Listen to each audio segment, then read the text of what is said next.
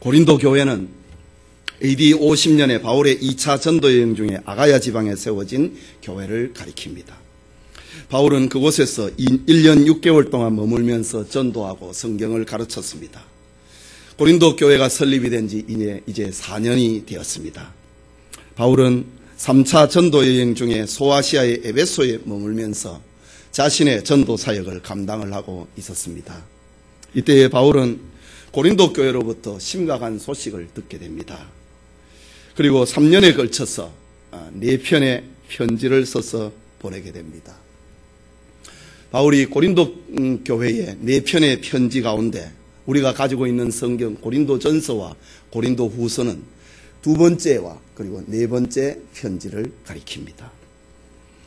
첫 번째 편지는 우리가 알 수 없는데 고린도전서 5장 9절에 보면은 내가 너희에게 쓴 것이라는 말을 고린도전서에서 사용을 하는 것을 볼 때에 바울은 고린도전서보다 먼저 한 편의 성경을 기록을 해서 보냈다는 것을 알게 됩니다. 첫 번째 편지를 쓰게 된 이유는 이렇습니다. 고린도 성도들이 세상과 타협함으로 말미암아 찾아온 교회의 세속화 때문에 고린도 첫 번째 편지를 썼습니다.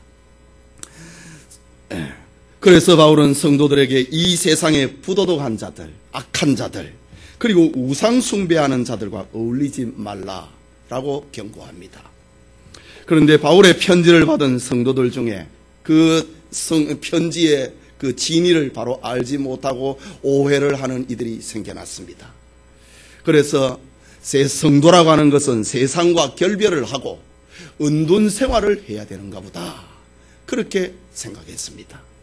그리고 여기에 이르지 못한 약한 성도들을 정죄하고 비판하고 이렇게 하다 보니 고린도 교회는 파벌이 형성이 되고 사랑을 잃어버리게 되었습니다. 그래서 바울은 2번째 편지인 고린도전서를 기록을 합니다. 고린도전서 1장 11절에 보면은 바울이 2번째 편지인 고린도전서를 기록을 하게 된 이유를 밝힙니다. 내 형제들아, 글로에의 지편으로부터 너희에 대한 말이 내게 들리니 곧 너희 가운데 분쟁이 있다는 것이라. 고린도전서 1장 11절에 글로에의 집 사람들로부터 내가 고린도 교회에 대한 소식을 내가 들었다. 바울이 지금 소아시아의 에베소에서 에베소 교회 사역을 감당을 하고 있을 때에 고린도에 살고 있었던 글로에의 집 사람들이 바울을 찾아왔습니다. 배를 타고 에게의 바다를 건너서 바울을 찾아와서 지금 바울이 세워놓았던 그 교회, 고린도 교회는 일대 당회장이 바울이거든요. 바울이 세웠던 고린도 교회가 지금 문제가 일어났습니다. 이런 소식을 글로에의 집 사람들로부터 바울이 듣게 됩니다. 고린도 교회에 일어난 문제는 정말 총천연색과 같았습니다. 바울파, 아볼로파, 베드로파, 그리스도파, 파벌이 형성이 됐습니다. 나는 바울의 전도를 받은 사람이다. 나는 바울로부터 세례를 받았다. 아니야, 나는 아볼로로부터 전도를 받았고 아볼로로부터 은혜를 받았다. 아니다, 나는 저 예루살렘에 있을 때 베드로로부터, 예수님의 수제자 베드로로부터 나는 은혜를 받은 사람이다. 세례를 받은 사람이다. 아니다, 나는 예수님이 공생의 사역을 하실 때 그때 나는 전도를 받아서 그리스도인이 되었다. 이렇게 고린도 교회는 4개의 파당이 지워져 버리고 말았습니다. 뿐만 아니라 이런 파벌이 형성이 되니 고린도 교회 안은 다툼이 일어났습니다. 그 다툼은 급기야 세상의 법정에까지 가게 되는 이런 일이 벌어졌습니다. 하나님의 백성들이 성경이라고 하는 고유한 최고의 윤리 헌장을 가지고 있으면서도 세상 법정에 가서 교인들끼리의 문제를 송사를 하는 그런 비극이 벌어지고 말았습니다. 그것뿐만 아니라 서로 불신앙하고 남녀간의 물러난 성 문제, 그리고 우상의 제물 문제, 그리고 복잡해진 가정의 문제, 이런 일들의 소식을 가지고 글로의 집 사람들이 바울을 찾아왔습니다. 바울이 세운 우리 교회가, 고린도 교회가 지금 이렇게 돼버렸습니다. 어떻게 하면 좋습니까? 문제를 가지고 찾아왔습니다. 이때 바울은 고린도 전서를 써서 디모데에게 이 편지를 전달을 해라. 디모데 편에 고린도 전서를, 두 번째 편지인 고린도 전서를 손에 붙여갖고 너가 전달을 하고, 너가 가서 고린도 교회의 복잡한 문제를 수습을 하도록 하라. 바울이 에베소에서 디모데를 고린도에 보냅니다. 그러나 고린도 전서와 디모데는 고린도 교회의 복잡한 문제를 해결을 하는데 실패를 하고 맙니다. 바울은 괴로웠습니다. 참다 못해서 바울은 에베소 사역을 잠시 중단을 하고 자기가 직접 배를 타고 저 아가야 지방 고린도로 찾아가게 됩니다. 그런데 고린도 교회는 바울마저 모욕을 하고 추방을 하는 그런 일이 벌어졌습니다. 교인들로부터 배신을 당한 바울은 눈물을 흘리면서 다시 에베소로 돌아올 수밖에 없었습니다. 고린도 후서 2장 1절에 보면은 그때의 방문을 가슴 아픈 방문이었다. 내가 다시 근심으로 너희에게 나아가지 않기로 스스로 결단했다. 내가 걱정이 돼서 내가 갔는데 너희가 나에게까지 모욕을 주고 나를 추방했다. 눈물을 흘리면서 바울은 다시 에베소로 돌아왔고, 내가 그런 마음을 가지고 내가 너희들에게 가지 않겠다 라고 이야기를 합니다. 에베소에 돌아온 바울은 다시 세 번째 편지를 쓰게 됩니다.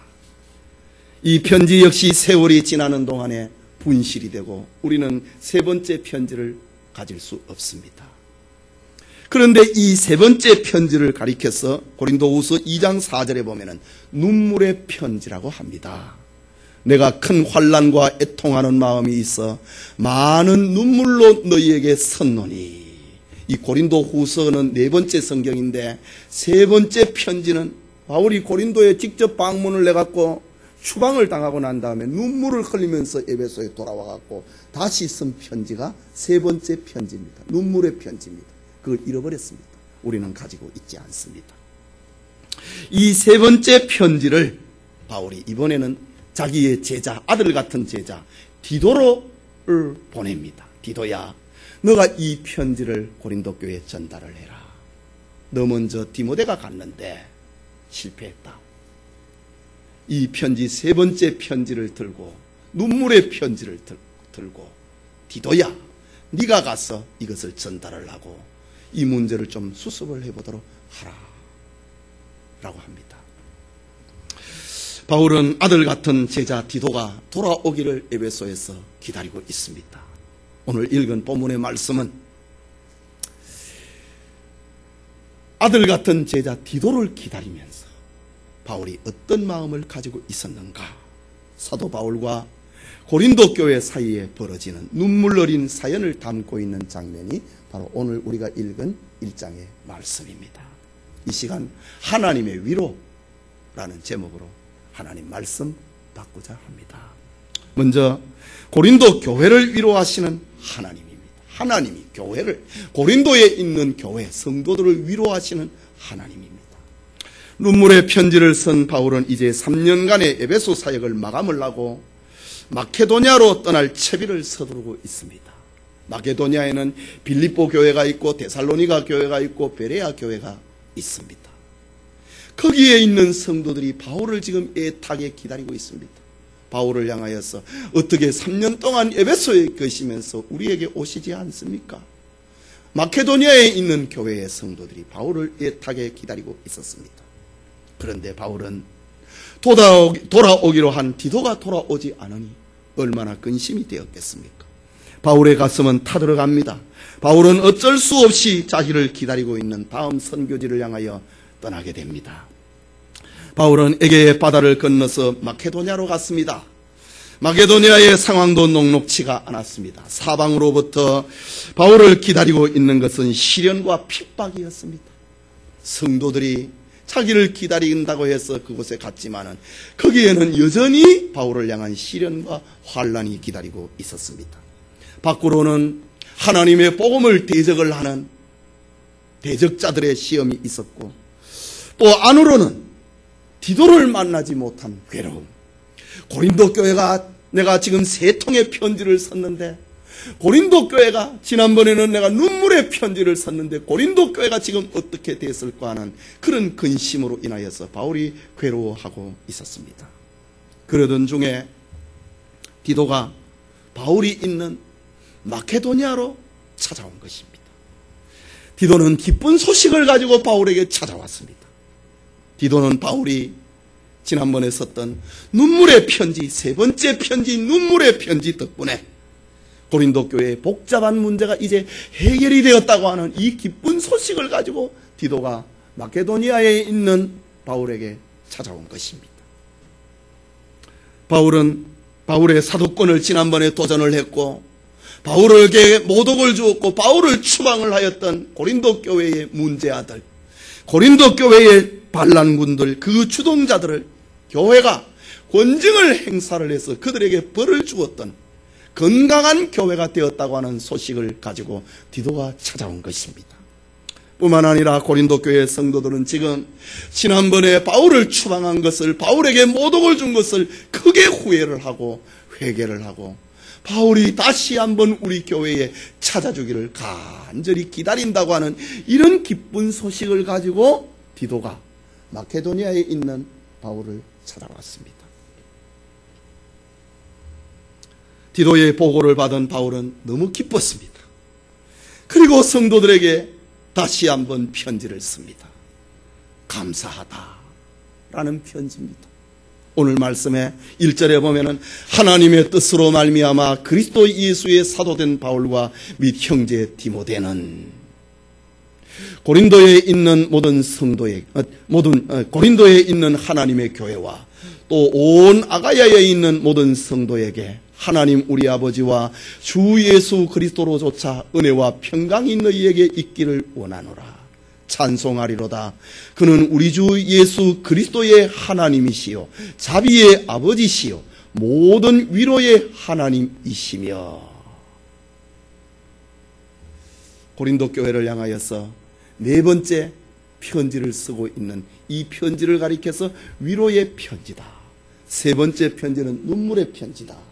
이 4번째 고린도 후서를 가리켜서 위로의 편지다 라고 합니다. 그래서 오늘 설교의 제목을 위로의 하나님이라는 제목으로 붙여보는 것입니다. 하나님께서 너희들을 위로하기를 원한다. 지금 어떤 상태에 있는 고린도 교회입니까?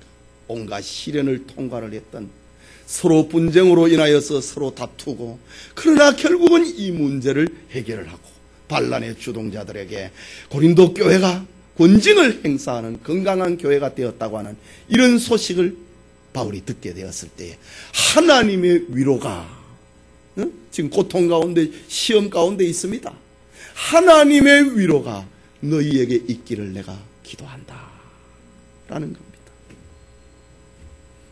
편지에서 바울은 성도들에게 반란자라 하더라도, 난동자라 하더라도 저들이 회개하면 용서해 주어라. 2장 6절 이후에 용서해 주어라. 회개하거든 용서해 주어라. 그것이 그리스도인이다. 그것이 진정한 권직의 목적이다.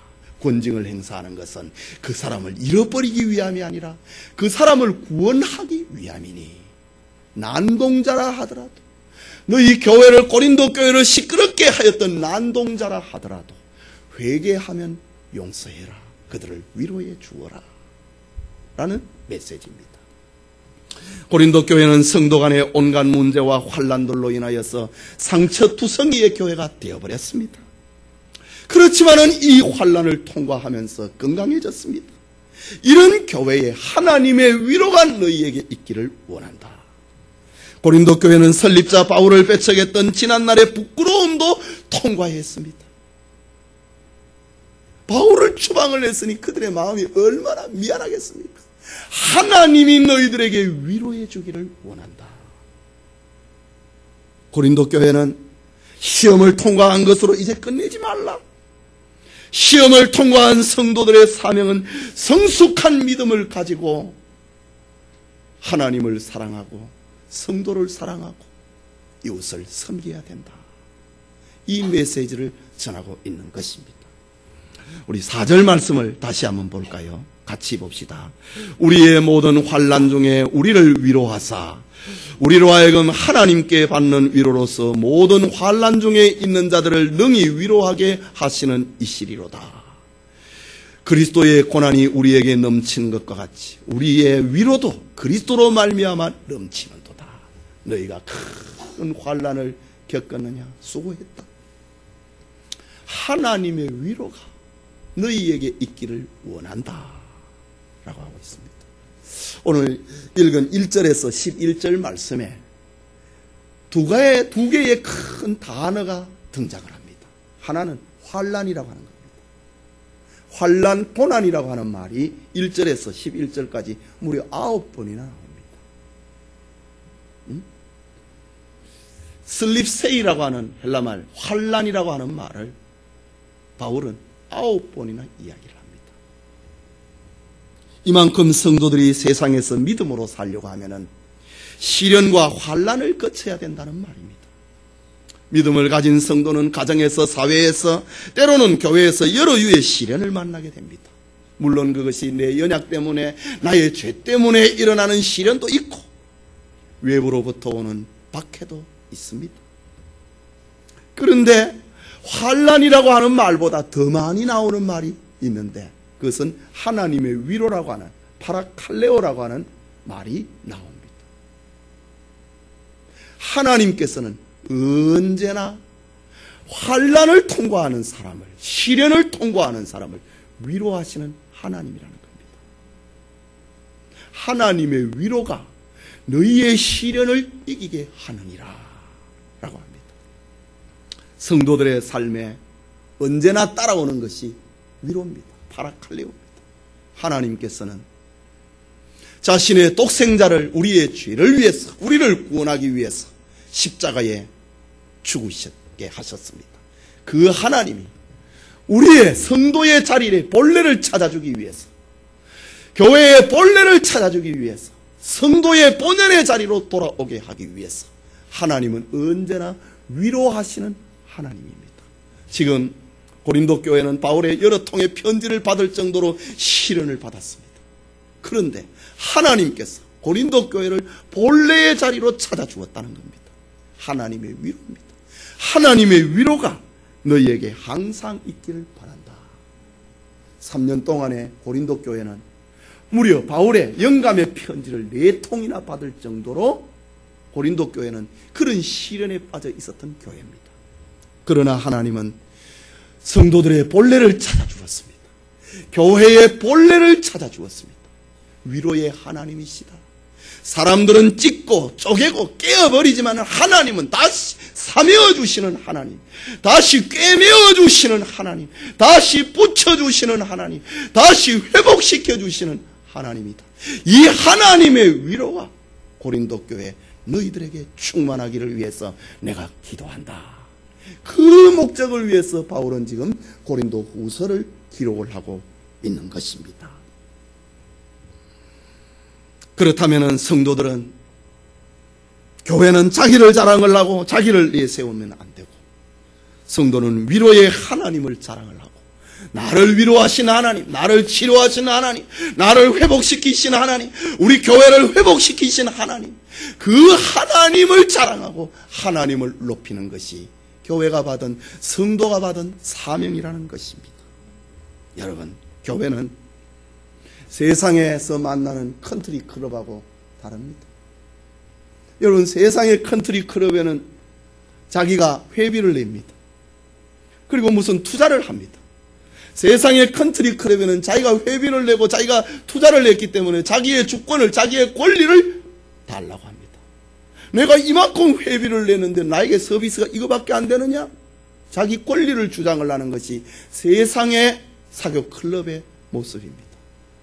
그러나 교회는 내가 헌금을 하고, 내가 예물을 드리고, 내가 몸으로 봉사를 하고 이렇게 한다 그래서 자기의 권리를 주장을 하는 그런 세상 컨트리 클럽이 아닙니다. 교회는 자신의 취미나 성향에 따라서 구성이 되어 있는 그런 사교 모임도 아닙니다. 교회는 하나님의 위로를 받은 성도들의 공동체입니다. 하나님의 은혜를 받은 성도들의 공동체입니다. 우리가 아무리 희생을 하고 아무리 수고를 했다 하더라도 나는 내 할 것을 했을 뿐입니다 라는 그런 겸손한 마음을 가져야 되고, 내가 하나님으로부터 받은 은혜에 비하면 나는 1000분의 1, 10,000분의 1도 감당하지 못하는 그런 사람입니다. 이런 하나님의 은혜를 받은 사람들의 공동체, 그것이 교회라고 하는 것입니다. 지금 고린도 교회는 많은 자기의 권리를, 자기의 주장을 하다가 분열이 되어버렸습니다. 그런데 하나님이 다시 사명해 주시고 다시 치료해 주었습니다. 그 위로의 하나님을 우리가 찬양하자. 하나님을 높이자. 이 메시지를 바울은 지금 전달하고 있는 곳입니다. 교회는 하나님의 은혜에, 하나님의 사랑에 감격을 하여서 하나님을 높이는 곳입니다. 교회는 하나님의 은혜와 위로에 감격을 하여서 성도들을 돕고, 나보다 약한 성도들을 돕고 이웃을 사랑하고 섬기는 공동체가 교회입니다. 이것이 그리스도인이고 이것이 그리스도인의 사명입니다. 여러분, 세상에서 자기 권리를 주장을 하는 것은 그리스도인이 아닙니다. 섬기고 사랑하는 것이 그리스도인이고 그리스도인의 사명이고, 이것을 가리켜 기독교 역사라고 합니다. 이것이 오늘 우리가 받은 역사 계승의 책임이 바로 이것입니다. 여러분, 하나님의 사랑과 위로를 받았다면 고린도 교회가 그래야 했던 것처럼 자기의 권리를 주장을 하는 것이 아니라 하나님을 자랑하고 내보다 약한 성도들을 섬기고 돕고 사랑하는, 이런 것이 참된 하나님의 위로를 받은 사람들입니다. 예배드리는 우리 성도님들이 하나님의 은혜를 받은 사람, 하나님의 은혜를 높이고 하나님의 사랑을 실천하고 하나님의 이름을 자랑을 하는, 하나님의 은혜를 받은 사람, 하나님의 위로를 받은 사람들이 되시기를 소원합니다. 둘째로, 바울을 위로하신 하나님입니다. 고린도 교회를 향하여서 하나님의 위로와 하나님이 주신 사명을 전달을 하고 있는 바울은 이제 후반부부터 6절 이후부터 자기 간증을 합니다. 바울은 자기 간증을 통하여서 고린도 교회 교인들이 3년 동안의 큰 환난을 통과하고 오늘에까지 왔는데, 나도 지난 날들을 생각을 하면은 그 고난과 고통스러운 일들은 수도 없었다. 그러나 시간이 지나고 나니까 하나님이 나에게 시련을 주신, 환난의 나로 하여금 던지신 이유를 나는 알았다. 바울의 자기 고백, 자기 간증을 통하여서 다시 한번 고린도 교인들의 사명을 불러일으킵니다. 8절에서 9절까지를 우리 같이 한번 읽읍시다. 형제들아, 우리가 아시아에서 당한 환난을 너희가 알지 못하기를 원치 아니하노니, 힘에 지나도록 심한 고생을 받아 살 소망까지 끊어지고 우리 마음에 사형 선고를 받은 줄 알았으니, 이는 우리로 자기를 의뢰하지 말고 오직 죽은 자를 다시 살리시는 하나님만 의뢰하게 하심이라. 지금 큰 환난을 통과한 고린도 교회에게, 바울에게, 나도 지난 날들을 돌아보면은 너무너무 힘든 일들이 있었다. 내가 당했던 그 환난을 너희가 알지 못하기를 원치 않는다. 너희들도 알았으면 좋겠다. 왜냐하면은 내가 당한 환난은 분명한 목적이 있는 환난이었기 때문에 너희들도 알아야 된다. 고린도 교회 성도들아, 교회야, 너희들이 지금 당한 환난을 통과해서 지금 하나님의 위로가 필요한데 나에게 주신 하나님의 위로를 내가 소개를 하겠다. 이렇게 이야기를 합니다. 바울의 생애는 문자 그대로 험난했습니다. 아시아에서 당한 환난을 너희가 알지 못하기를 원치 아니하노니, 힘에 지나도록 심한 고생을 받아 살 소망이 끊어지고 우리 마음에 사형 선고를 받은 줄 알았다. 그 자세한 내용은 고린도후서 11장에 나옵니다. 바울의 생애는 문자 그대로 험난했습니다. 그는 로마 시민권을 가지고 있었으나 소명을 받고 난 다음에 그리스도의 이름을 전하다가, 그리스도를 전하다가 그리스도의 이름을 때문에 바울이 당했던 그 환난은 이루 헤아릴 수가 없습니다. 옥에 갇히기도 했습니다. 전도하다가 매를 맞았습니다. 여러 번 죽을 뻔했습니다. 유대인들에게 40에 하나 감하는 매, 유대인들은 40대를 맞으면 죽는다고 생각을 하니까 39대를 때리고 죽지 않도록만 만드는 매를 바울은 3번이나 맞았다고 합니다. 아니, 40에 감하는 매를 5번이나 맞았다고 합니다. 그리고 한 번은, 3번은 태장으로 맞았다.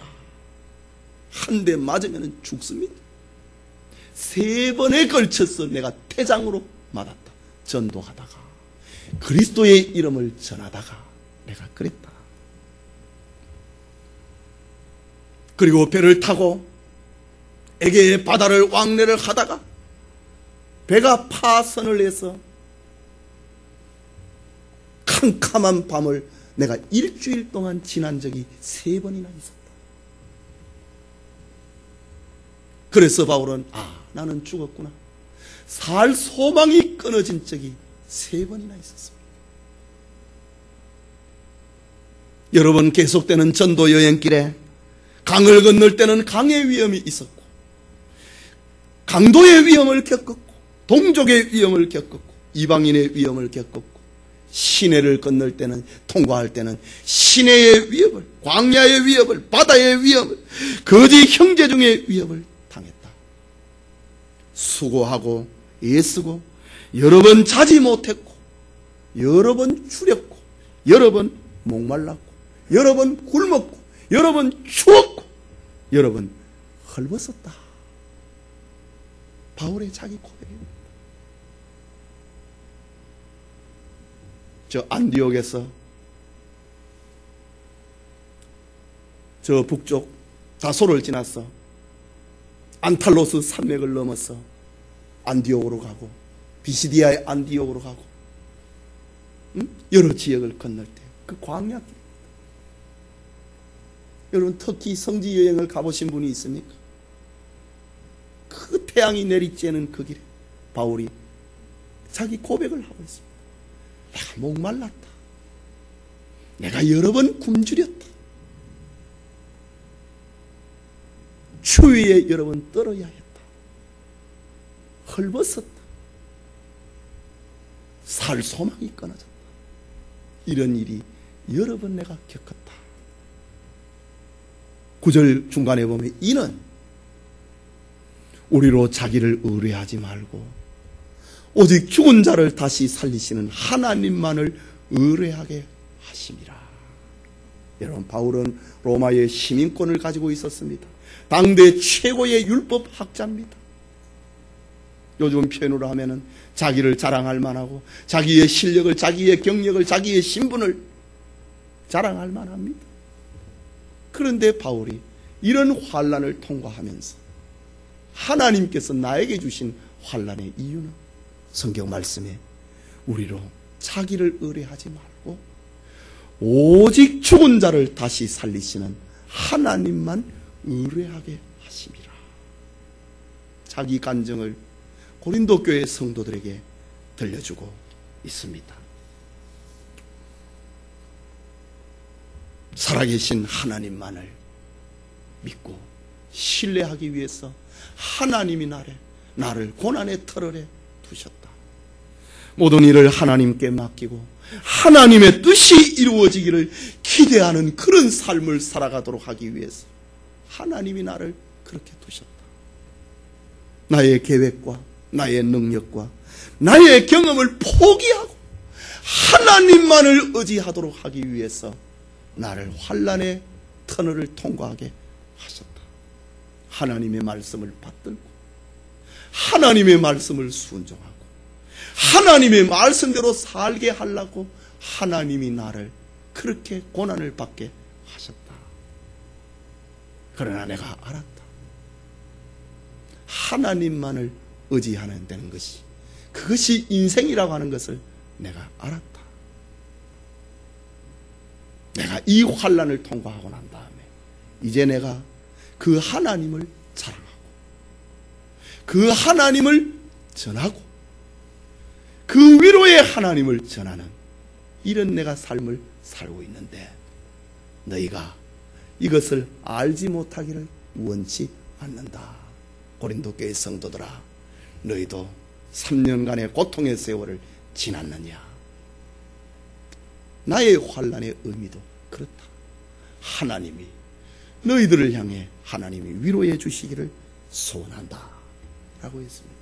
여러분, 이런 환난과 시련과 하나님의 위로가 어찌 고린도 교회만의 것이고 바울만의 것이겠습니까? 참으로 우리의 인생의 길은 길거나 짧든지 간에 나면서부터 숨을 거두는 순간까지 아슬아슬한 비탈길을 걷고 있습니다.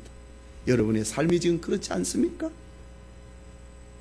가시와 은검키가 엉클어지는 길을 걷고 있는 것과 같은 것이 우리의 삶입니다. 괴테나 러시아의 문호 톨스토이는 자기들이 살아온 일생 동안에 가장 행복한 시간이 얼마나 되었을까? 그것을 생각을 해보고 정말 구김없이 행복하게 살았다고 할 만한 시간은 내 인생을 돌아보니 몇 시간밖에 되지 않더라. 톨스토이와 괴테는 같은 말을 했습니다. 철학자 베르자예프는 나는 고통을 당한다. 고로 나는 존재한다. 라는 말을 남겼습니다. 유명한 철학자 나는 생각한다, 고로 존재한다 그런 정도가 아니라 베르자예프는 나는 고통을 당한다. 고로 나는 존재한다. 정말 인생이 무엇인지를 고백한 기독신자 철학자의 고백입니다. 우리가 살아가면서 아무런 문제가 없다면 얼마나 좋겠습니까? 하지만 우리는 지금 천당을 살고 있는 것이 아니라 세상에서 살고 우리의 인생에는 여러 가지의 문제를 만날 수밖에 없습니다. 확실히 시련과 고통을 좋아하는 사람이 누굽니까? 시련과 고통은 우리의 적입니다. 우리의 원수입니다. 시련과 고통이 우리의 기쁨을 빼앗아가고 우리의 즐거움을 빼앗아가고 우리의 삶을 파괴해버리고 마는 것이 시련이고 고통이지 않습니까? 그러나 신앙인은 여기에 머무르는 것이 아닙니다. 하나님의 위로가 있다. 하나님의 위로를 기다리는 것입니다. 하나님께서는 반드시 자기 백성을 위로하시는 하나님입니다. 자기 백성의 본래를 찾아주시는 하나님입니다. 자기 교회의 본래를 찾아주시는 하나님이십니다. 힘들고 어려운 일이 여러분에게 찾아와서 정말 살아가는 재미가 없는 그것을 지금 겪고 있는 이가 있습니까? 성경을 보십시오. 그리고 기뻐하십시오. 그리고 감사하십시오. 이유는 하나님의 위로가 언제나 우리에게 찾아오고 있기 때문입니다. 오늘 성경 말씀에도 환난이라고 하는 말 한마디를 하면 위로라고 하는 말이 2번이 나옵니다. 하나님은 반드시 우리의 본래를 찾아주시는, 성도의 본래를 찾아주시는, 위로하시는 하나님이십니다. 고통과 시련이라고 하는 것은 물거품과 같은 인생을 의지하지 말고 하나님을 의지하라고 하는 것입니다. 사도 바울이 자기의 수많은 환난과 시련과 고난의 이야기를 하고 난 다음에 이것은 우리로 자기를 의뢰하지 말고 오직 죽은 자를 다시 살리신 하나님만을 의뢰하게 하심이라. 여러분이 당하는 어려움이 있습니까? 그것은 여러분을 의지하지 말고 하나님을 의지하도록 하기 위함입니다. 고통과 시련은 영원하지 않는 물질과 명예를 사랑하지 말라고 하는 하나님의 사인입니다. 고통과 시련은 오직 살아계신 하나님만을 의지하고 하나님만을 사랑하고 그만을 섬기라고 하는 하나님의 사인입니다. 예배드리는 성도 여러분, 간혹 예수님을 믿는 사람들 중에 예수님을 믿으면 환난이나 고생이 저절로 없어지는 줄 그렇게 생각하는 이들이 있습니다. 여러분, 예수 믿는다고 하는 것은 그렇지가 않습니다. 너희가 세상에서 환난을 당하나 담대하라. 내가 세상을 이겼노라. 이것이 예수 믿는 사람입니다. 내가 세상을 이겼다 이 말이 뭡니까? 내가 너희를 지킨다, 내가 너희를 위로한다, 내가 너희를 회복시킨다, 그 말입니다. 하나님께서는 우리의 인생길을 비단길로만 깔아놓지 않습니다. 오르막이 있으면 내리막도 있고, 평탄한 신장로가 있으면 거신 돌짝밭도 있고 가시밭길도 있는 것입니다. 예수님을 잘 믿으면 오히려 그것 때문에, 예수님의 이름 때문에 고난을 당하기도 합니다. 바울이 지금 예수님의 이름 때문에 당한 고난을 고린도 교회에 소개를 했지 않습니까? 여러분, 연을 날려본 적이 있습니까? 저는 고향이 시골이어서 겨울이나 가을, 늦가을이 되면 놀이기구가 제 어릴 때는 시골에서는 없었습니다. 요즘은 컴퓨터라든가 장난감이나 스마트폰 가지고 놀지만은, 겨울이 되면은 우리 시골의 친구들의 놀이기구는 연 날리는 겁니다. 그런데 연은요, 바람이 불지 않으면 연 못 날립니다. 바람이 살살 불 때에 그 바람과 마주서서 날리는 것이 연입니다. 바람이 세게 불수록 연의 실은 팽팽하게 되고 높이 날게 됩니다. 그러나 바람이 불지 않으면 연은 자꾸 깔아앉습니다. 깔아앉지 않으려고 연실을 자꾸 감지 않습니다.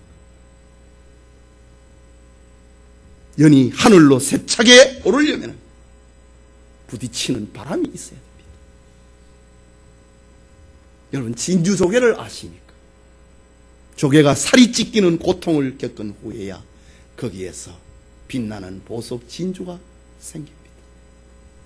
성도는 시련과 고난을 거쳐서 우리가 의지할 리는 하나님밖에 없구나, 그것을 배우게 되는 것입니다. 초기 300년 박해여간에 위대한 교부였던 폴리갑이나 igna티우스나 유스티아노나 키프리안 등 모두가 다 고난을 통과한 사람입니다. 중세기의 암흑기를 살아갔던 모든 진리의 종들도 고난의 투사들이었습니다. 개혁시대의 루터나 칼빈이나 파렐이나 베자나 낙스나 모두가 다 고난을 통과해내는 사람이었습니다. 근세의 청교도 운동의 기수들 모두가 다 가시밭을 통과하면서 복음을 파수했던 사람들입니다.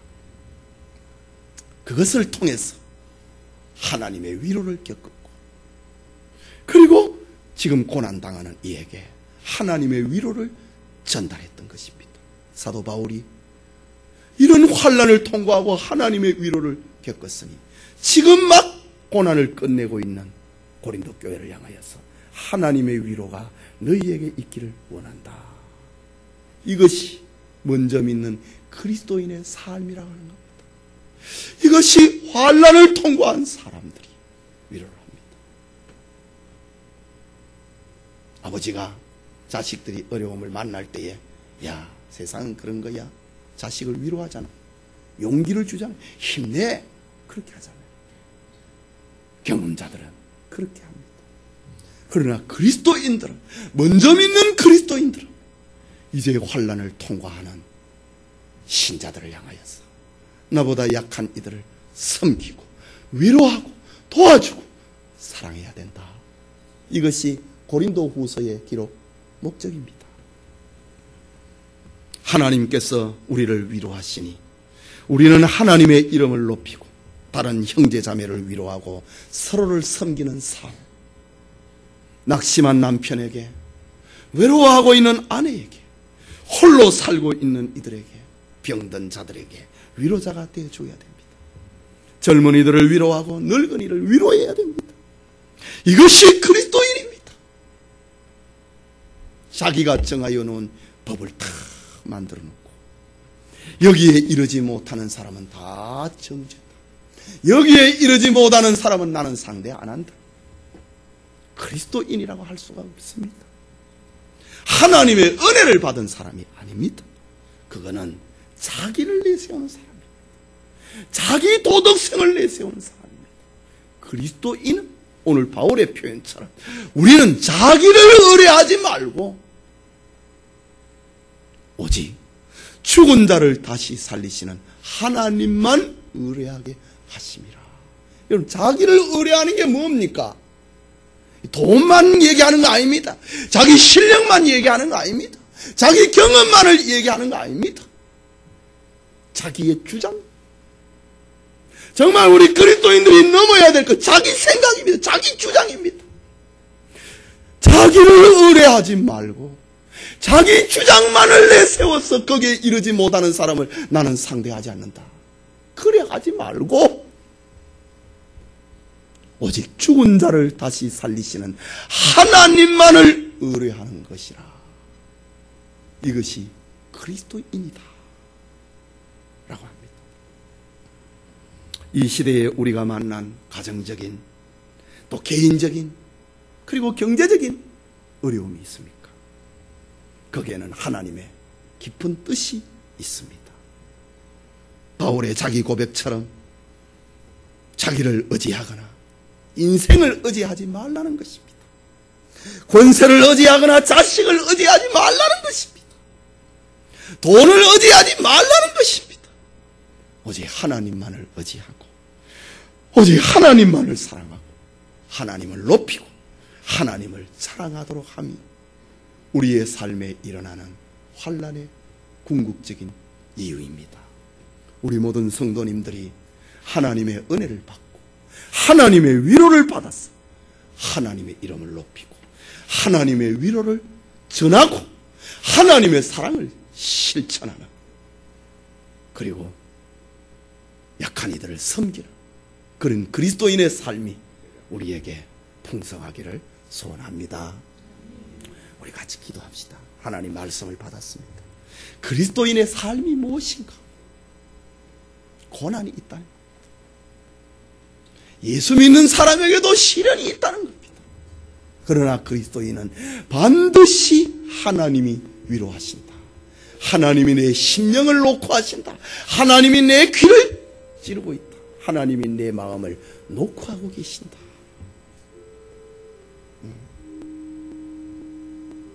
하나님은 다시 우리를 회복시키시는 하나님이다. 회복의 은혜를 받은 사람, 위로의 은혜를 받았느냐?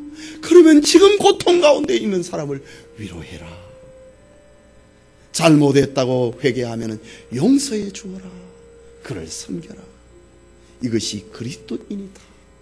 교회는 자기 권리를 주장하는 세상 클럽이 아니라 하나님의 은혜를 한없이 받은 사람들이 그 은혜의 100분의 1, 1000분의 1, 10,000분의 1이라도 보답하려고 하는 은혜에 감격한 사람들의 공동체가 교회다. 말씀 생각하고 기도합시다.